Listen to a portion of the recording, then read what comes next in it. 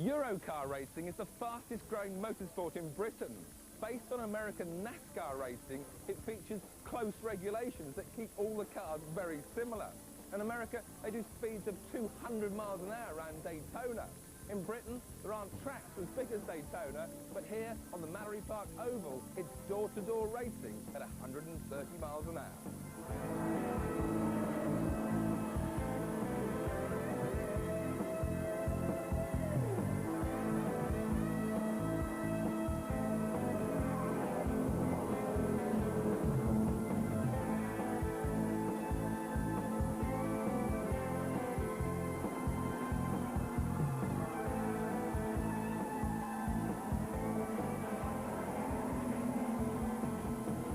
Mallory Park in October saw the penultimate round of the 1995 series and a chance for former world hot rod champion and reigning Eurocar champion Barry Lee to secure his second title.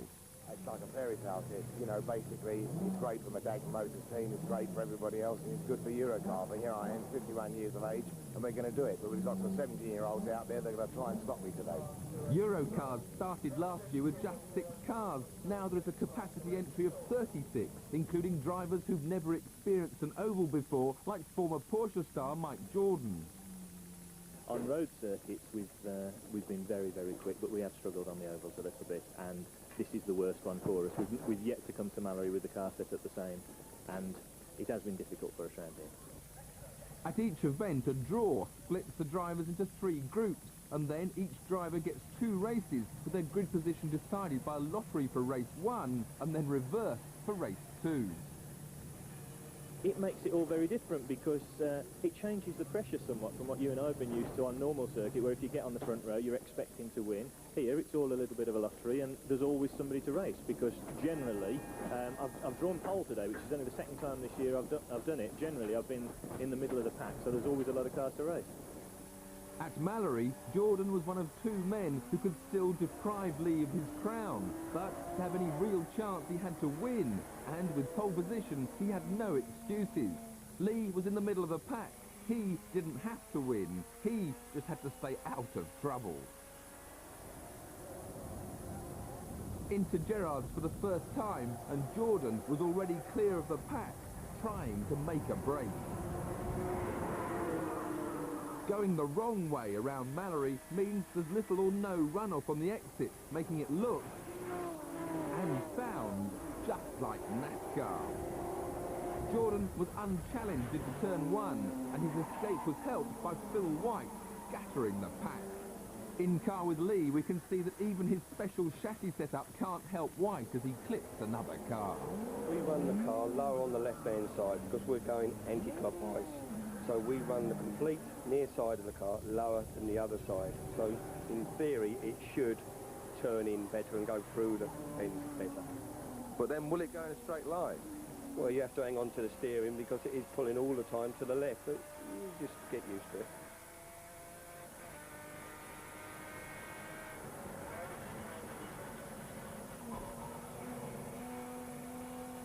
Having started 8th and been delayed by Phil's spin, it took Barry 5 laps to get through onto Mike Jordan's tail, even having time to thank the opposition on the way.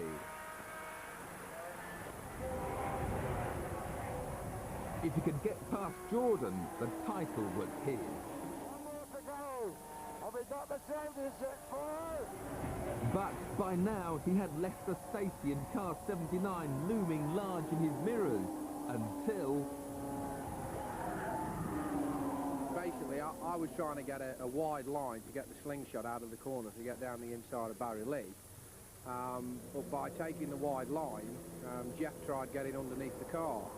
And, well, of course, he got me all out of shape. So, yeah, we were lucky to hang on to that one, really, because I thought we were going. He thought he was going. Just look at it from another angle. Whoa!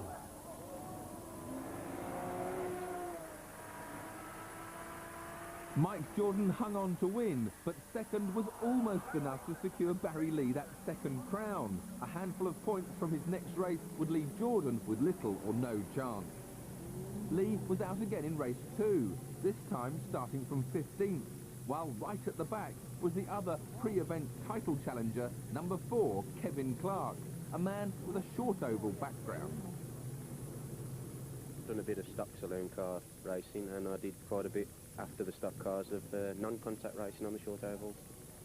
So what's this supposed to be, contact or no contact? Non-contact. Occasionally. There's a little bit of contact, but we do try. Try they might, but the first lap of race 2 proves they don't always succeed.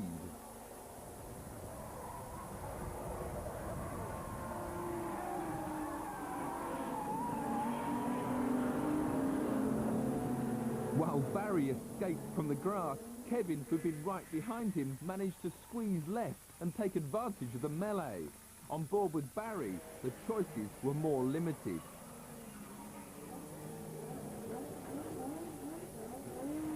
He'd recover to finish 7th, but would that be enough?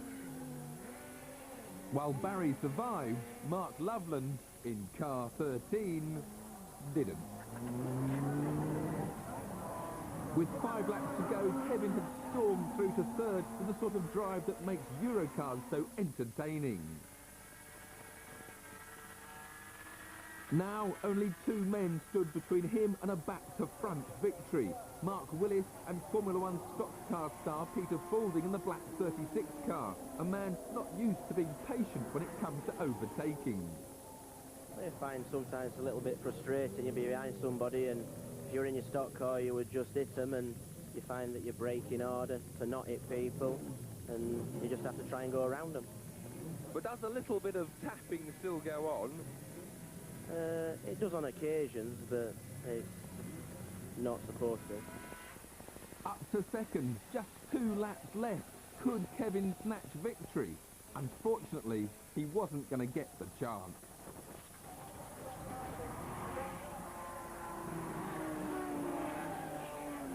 Disappointment for Kevin Clark, but disaster for those behind, caught out on his oil.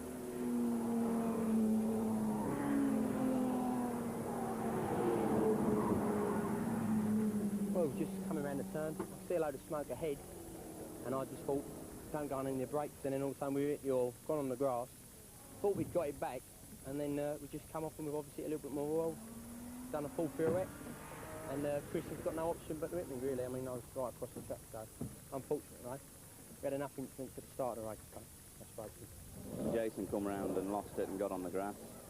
I thought he was going to stay on the grass, and I kept the power on and kept on the inside line. The next thing I know, he's actually got himself back on the circuit, and he's looking at me, and there was nowhere to go other than straight in the front. That's the story. For Chris, it had been his 2nd race, but Jason was due out again in an hour and a half. It meant changing a lot of bits and some hectic repair work, but the team were undaunted.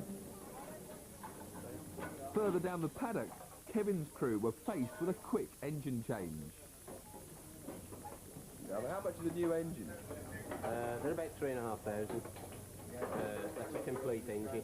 But, How much is that one in there now worth? about 5p. Next year, a blow-up could be a lot more costly as the top men move up to a new series for V8 racers. As much as these cars look like racing cars, but they're not designed as racing cars, the engines are too far forward, the steering's got too many turns lock to lock, the brakes don't actually work, and the rear end's all squatty, so it makes it very hard to go around corners. The new V8s are that much better. They're out-and-out racing cars. But that's all to come next year. In the last race at Mallory Park, Mike Jordan still had the slimmest chance of taking the title chase to the final round at Brands Hatch, but only if he could win from the back. Phil White's wiggle off the line threatened to block the track, but as the field streamed through the first turn, Mike already had 5 cars behind him. Up at the front, Kevin Clark's new engine was working fine, and with a clear track ahead of him, he was looking secure.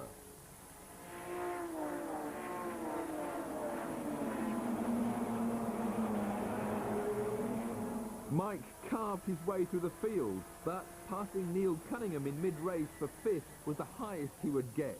The title was Barry's. Jason Hunn managed to get his sticky tape special onto the back of the grid, but all was not well, and his engine expired on lap 14 after he'd climbed to 9th. Behind Kevin at the front, Lester Stacey fought mightily to keep Mark Willis back in 3rd, but eventually